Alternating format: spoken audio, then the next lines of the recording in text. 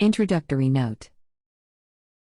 The aim in these 3 volumes of English poetry has been to give, as far as the limits of space allowed, a substantial representation of the most distinguished poets of England and America for the last 500 years.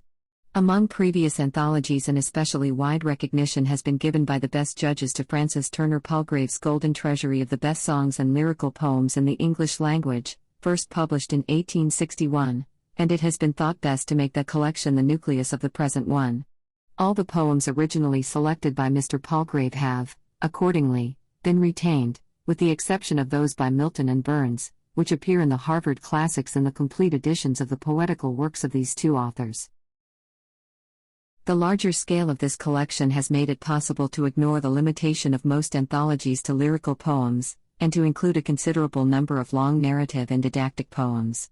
Thus we have been able to give the prologue to Chaucer's Canterbury Tales, the most vivid series of types of character to be found in any English poem, the Nun's Priest's Tale, one of the finest specimens of the beast fable, a large group of traditional ballads, including the almost epic Jest of Robin Hood, Pope's Essay on Man, Byron's Prisoner of Chillon, Coleridge's Ancient Mariner and Christabel, Keats's Eve of St. Agnes, Shelley's Adonais, Tennyson's Maud, Longfellow's Evangeline, and many others rarely found in mixed collections.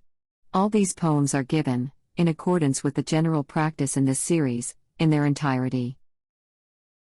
In the case of Chaucer and other older authors, and of poems in the Scottish dialect, the meanings of obsolete and rare words have been given in the footnotes.